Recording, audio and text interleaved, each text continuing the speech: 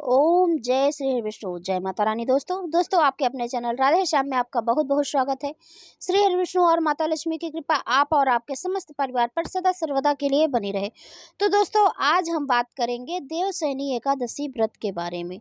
दोस्तों कहा जाता है कि एकादशी व्रत या कोई भी व्रत करें तो कथा अवश्य सुनना चाहिए, पढ़ना चाहिए, या तो फिर किसी दूसरे से सुनना चाहिए या खुद से ही पढ़ना चाहिए, लेकिन पढ़ना सुनना जरूर चाहिए, क्योंकि बिना कथा सुने पूजा अधूरी माना जाता है और व्रत अधूरा माना जाता है। तो दोस्तों कथा अवश्य सुने और कथा संपूर्ण सुने।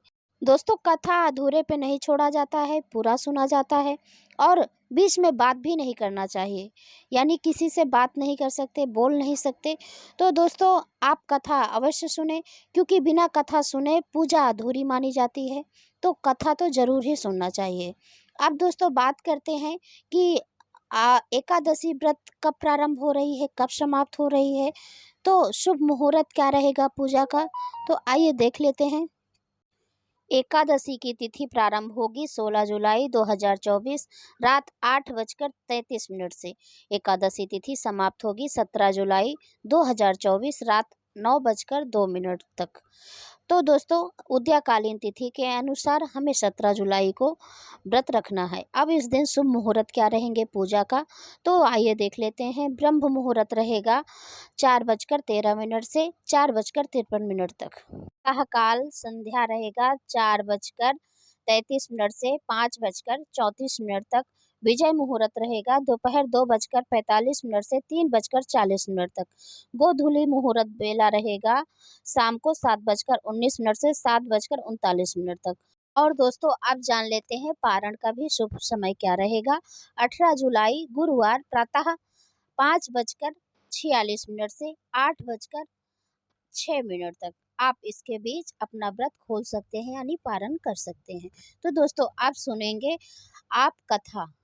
हरिशयनी देवशयनी की पौराणिक कथा के अनुसार सूर्यवंश में मानधाता नाम का एक चक्रवर्ती राजा हुआ है, जो सत्यवादी और महान प्रतापी था।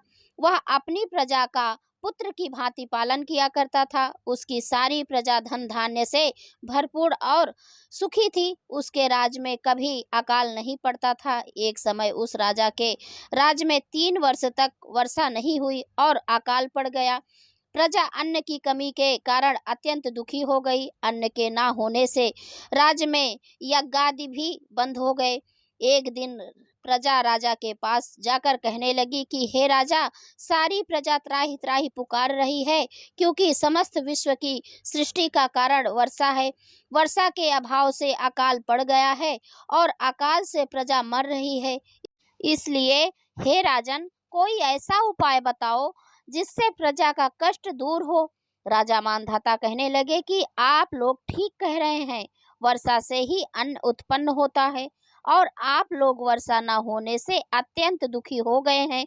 मैं आप लोगों के दुखों को समझता हूँ। ऐसा कहकर राजा कुछ सेना साथ लेकर वन की तरफ चल दिया।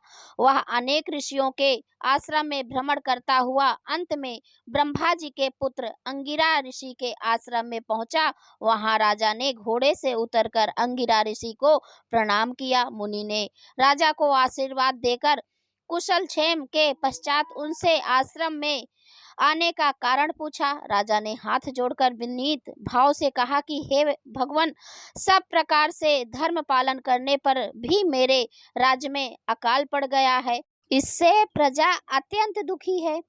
राजा के पापों के प्रभाव से ही प्रजा को कष्ट होता है, ऐसा शास्त्रों में कहा गया है। जब मैं धर्मानुसार राज्य करता हूँ तो मेरे राज्य में अकाल कैसे पड़ गया, इसके कारण का पता मुझको अभी तक नहीं चल सका। अब मैं आपके पास इसी संदेह को निवृत्त कराने के लिए आया हूँ। कृपा करके मेरे संदेह को दूर कीजिए, साथ ही प्रजा के कष्ट को दूर करने का कोई उपाय बताइए। इतनी बात सुनकर ऋषि कहने लगे कि हे राजन, यह सतयुग सब युगों में उत्तम है। इसमें धर्म को चारों चरण सम्मिलित है, अर्थात इस युग में धर्म की सबसे अधिक उन्नति है। लोग ब्रह्मा की उपासना करते हैं और केवल ब्राह्मणों को ही वेद पढ़ने का अधिकार है। ब्राह्मण ही तपस्या करने का अधिकार रख सकते हैं, परंतु आपके राज्य में एक शूद्र तपस्या कर रहा है। इसी दोष के कारण आपके राज्य में वर्षा नहीं हो रही है। इसीलिए यदि आप प्रजा का भला चाहते हो तो उस शूद्र का वध कर दो। इस पर राजा कहने लगे कि महाराज, मैं उस निरपराध तपस्या करने वाले शूद्र को किस तरह मार सकता हूँ? आप इस दोष से छूटने का कोई दूसरा उपाय बताइए। तब ऋषि कहने लगे कि हे राजन, यदि अन्य उपाय जानना चाहते हो तो सुनो। आषाढ़ मास के शुक्ल पक्ष की पद्म नाम की एकादशी का विधि पूर्वक व्रत करो। व्रत के प्रभाव से तुम्हारे राज्य में वर्षा होगी और प्रजा सुख प्राप्त करेगी, क्योंकि इस एकादशी का व्रत सब सिद्धियों को देने वाला है और समस्त उपद्रवों को नाश करने वाला है। इस एकादशी का व्रत तुम प्रजा सेवक तथा मंत्रियों सहित करो। मुनि के इस वचन को सुनकर राजा अपने नगर को वापस आया और उसने विधि पूर्वक पद्ध एकादशी का व्रत किया। उस व्रत के प्रभाव से वर्षा हुई और प्रजा को सुख पहुंचा।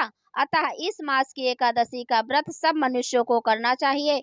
यह व्रत इस लोक में भोग और परलोक में मुक्ति को देने वाला है। इस कथा को पढ़ने और सुनने से मनुष्य के समस्त पाप नाश को प्राप्त हो जाते हैं और हर प्रकार के सुख और समृद्धि प्राप्त होती है। तो बोलो भगवान श्री हरि विष्णु की जय, माता लक्ष्मी की जय। दोस्तों, ये वीडियो कैसा लगा? अगर वीडियो अच्छा लगा हो तो लाइक और कमेंट जरूर कीजिएगा, मेरे चैनल को सब्सक्राइब कीजिएगा। और दोस्तों, यही एकमात्र जरिया है जिससे मुझे पता चलता है कि आपको ये वीडियो अच्छी लगती है। तो वीडियो अच्छी लगे तो लाइक तो ज़रूर ही कीजिएगा। दोस्तों, मिलती हूँ अगले वीडियो में, तब तक के लिए नमस्कार।